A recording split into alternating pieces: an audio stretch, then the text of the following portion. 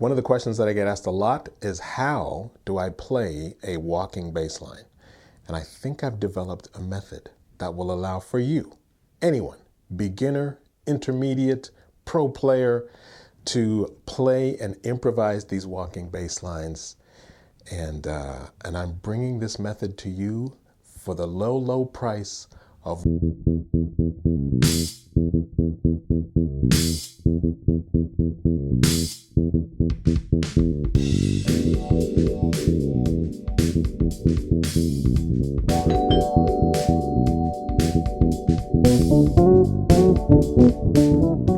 Friends and neighbors, welcome back to the Brownstone. If you are one of my friends and neighbors who might be struggling with how to play a walking bass line, then I'm going to take you through the process. And I'm going to do so using a 12-bar blues, the simplest of chord progressions. Now, if you're not familiar with the form of a 12-bar blues, then I will take you through it quickly. We're dealing with 3 dominant seventh chords. They are known as the 1 chord, the 4 chord, and the 5 chord. Why? Because if we're playing in the key of C, then I will play the notes of the C major scale. And what happens is I've got the 1 chord, which is C7, starting on the 1st note of the scale. If I go up to the 4th note of the scale, I have an F7. That's my 4 chord. If I go up to the 5th note of the scale, that's a G7 chord, the 5 chord. So this is a 1, 4, 5 blues. Very simple. The cool thing about a 12-bar blues is that we are dealing with the same chord quality for all of the chords. They are all dominant 7th chords. In other words, they are major chords where the 7th note of the chord is a minor 7th or a flat 7th. So the scale associated with each of the chords features that flat 7, the minor 7.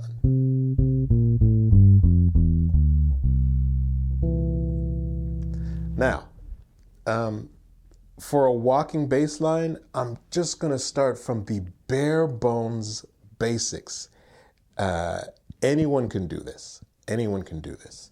And I'm just going to start by playing quarter notes on the root notes of each of those chords as they go through.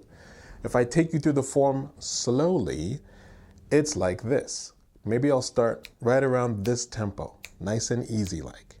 Some of you know this already. I don't want to insult anyone's intelligence, but some of you might not be familiar with this. So I want to take you through. I want everyone to start from the same place, right? So here we go. If I am at this tempo, I'm just going to play 4 notes on each chord, 4 notes per bar. 1, 2, 3, 4. C7, up to the 4, F7, C7 for 2 bars. 2, 2, 3. 4 chord for 2 bars. 2, 2, 3. Back to the 1 chord for 2 bars. Now, 5 chord on G, 4 chord on the F, 1 chord for 2 bars. 2. I'll do it again. C7 to F7 to C7 for 2 bars. 2, 2, 3. 4 chord F7 for 2 bars. 2, 2, 3. Back to C7 for 2 bars. 2, 2, 3. Up to the 5 chord, G7 for 1 bar, F7 for 1 bar, C7 for 2 bars.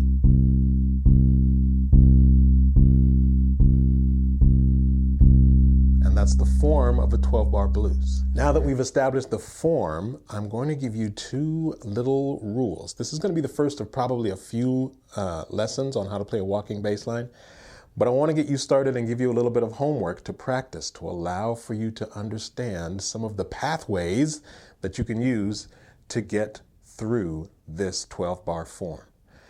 The first rule is this: if I have my three chords, C7, F7, and G7. I'm playing C at the 3rd fret of the A string, F at the 3rd fret of the D string, and then G at the 5th fret of the D string. Those are my three sort of targets, right? These are the root notes of the three chords. I can approach those root notes from a semitone below or a semitone above. That means there's one fret on either side that I can use to approach my target, right? The targets being the C, the F, and the G. So I can use either semitone below or a semitone above. So here's the first thing that we're going to practice. We're going to go from a semitone below, and we're going to play the same thing that I did before. 4 notes to the bar.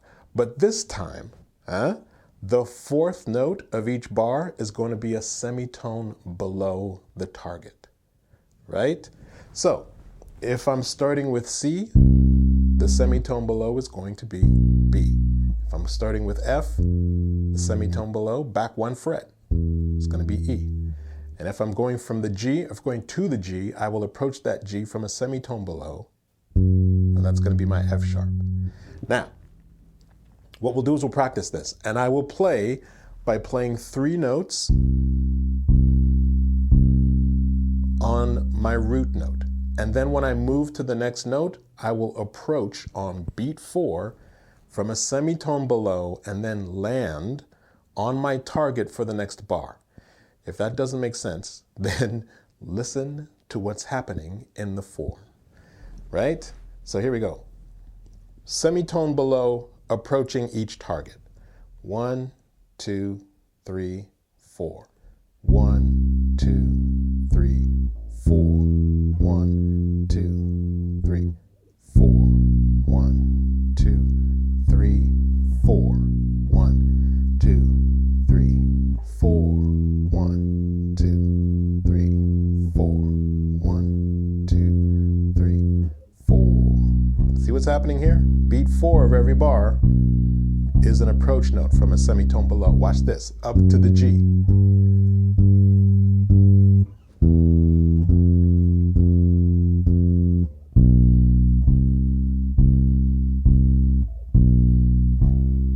I'll do it again. C7. Approach. Approach the C. Approaching F on beat 4.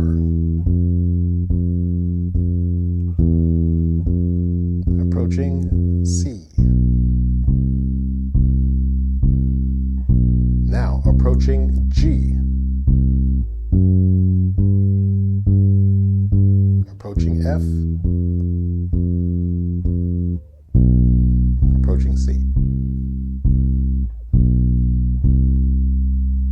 I hope that makes sense. So that's rule number 1. I can approach any of the target notes from a semitone below, and I can also approach any of the target notes from a semitone above. So we can practice the same thing and move in the opposite direction and approach each of our targets from one semitone above the target. So that means if I'm approaching C, I'll approach from C sharp at the 4th fret of the A string. Same thing. If I'm approaching F, semitone above that F is F sharp. And if I'm approaching G, then I'm approaching from that 6th fret of the D string, which is G sharp, and then landing on the G. So now we can practice the same thing. This time, approaching each target from a semitone above, right? It will sound like this. Play along, if you can. Here we go. 1, 2, 3, 4.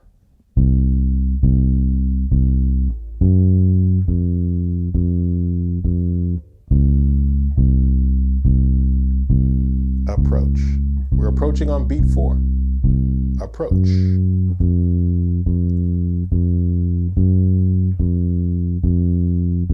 Approach. Approach. Approaching the G now.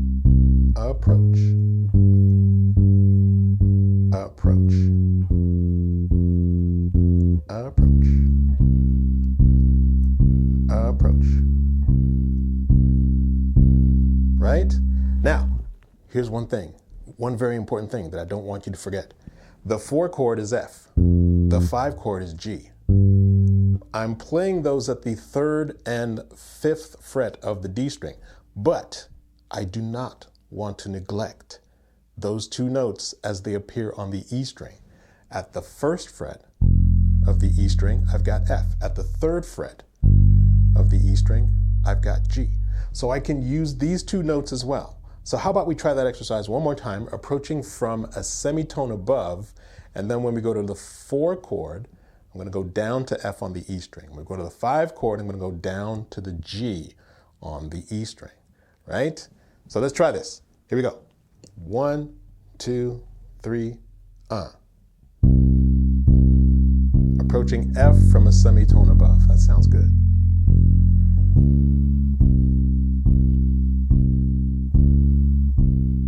Semitone above F, approach. Approach.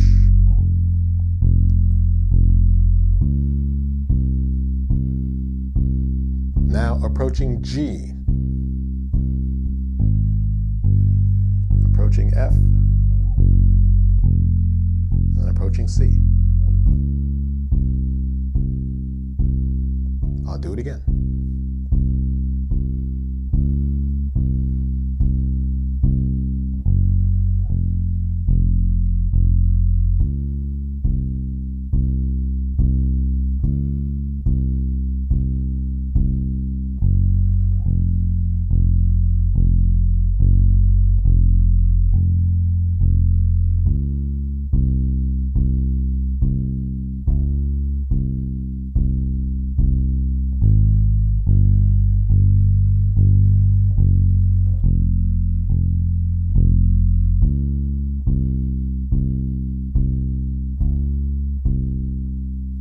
Does that make sense? Now, it goes without saying that you can do the same thing using the 4 chord and the 5 chord as they appear on the E string and approach them from a semitone below, right? Approaching F from the E. Approaching G from the F sharp, right? So that's rule number 1. Here's rule number 2. In the same way that I can use the semitone on either side of my target as an approach note, I can do the same with a full tone on either side of my target. In other words, before we were approaching from 1 fret. Here, we can also approach from 2 frets, either above or below the target. So, if I'm starting with C, my 2 targets on either side, I've got the D at the 5th fret, and then I've got B flat at the 1st fret. If I have my target, I've got a tone above or below. I've also got a semitone above or below. Each of these notes can be a valid target. And I will demonstrate that by playing the same exercise, but this time I'm going to split the bar in half. If I'm approaching from a tone above, then what I will do is play 2 notes on the root note. And then I'll play two notes on my target, 2 semitones above. So if I go through the form quickly, I've got my approach notes a full tone above each of my targets being C, F, and G, my 1 chord, my 4 chord, and my 5 chord.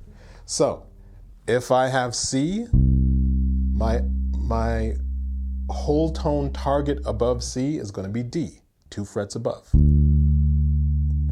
If I'm approaching F, I've got G, 2 frets above the F, as my approach to the F. And I can do the same thing by playing 2 frets above the G, which is A, at the 7th fret of the D string. I can also play the A at the 2nd fret of the G string. So before we were using semitone approach notes, now we are using whole tone approach notes 2 frets above each of our targets. Does that make sense? I hope it does. If it doesn't, listen to what's going on when I play through the form. And here's how I'm going to play through the form. I'm going to play 2 notes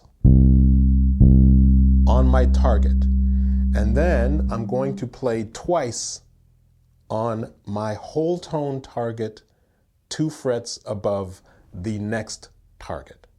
Does that sound confusing? I might have just confused myself. 2, 3, 4.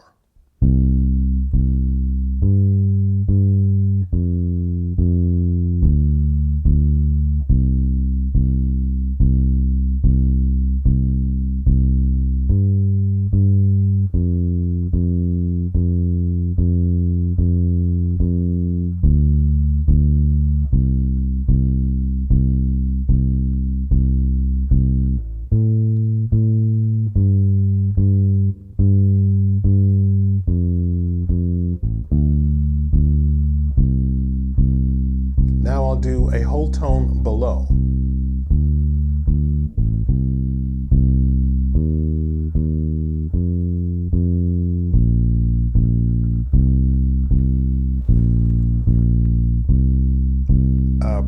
Approach. I'm approaching from a whole tone below each target.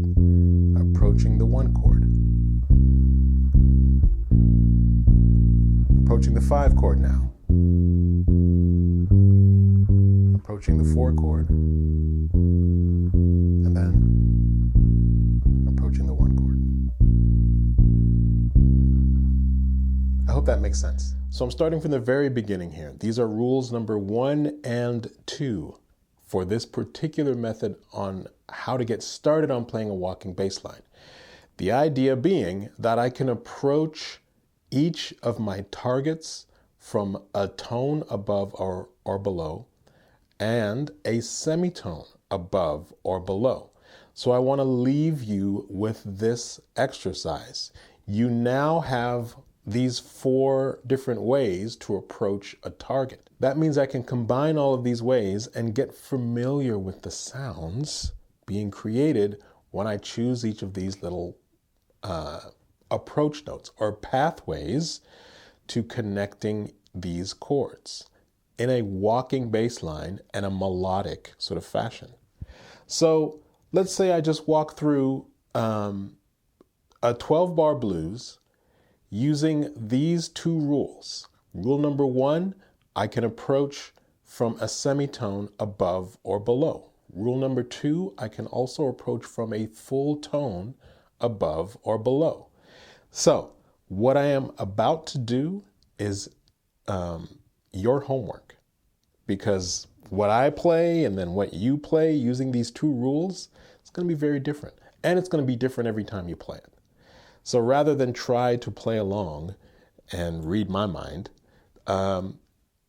discover your own ways to play through these two rules. All right, here we go. 1, 2, 1, 2, 3.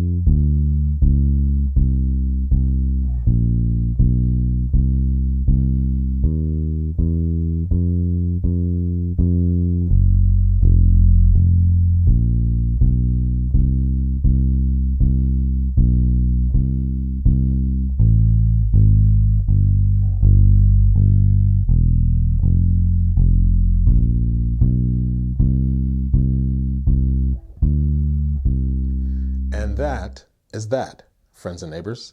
This is going to be your homework for the time being until the next video. Hopefully this will be a series of videos that will allow for you to really understand how to play walking bass lines over any set of changes, because we've already started with 2 rules, and you can use those rules in any way that you like. Find your favorite pathways. Get used to the sounds of those pathways so that you can add them to your own vocabulary and your own way of playing through, in this case, a 12-bar blues. Hey, listen, folks. I get this comment a lot on the channel where people say that it's great that I'm offering this information for free. And I am. These videos are coming to you for free. Having said that, if you are in a position to help bring these videos to you, more of these videos to you, then donations are greatly appreciated. Even $1 is fantastic and truly generous. But if you can't do that, click like, spread the word, subscribe to the channel, hit that notification bell to let you know when new videos are coming out from this channel.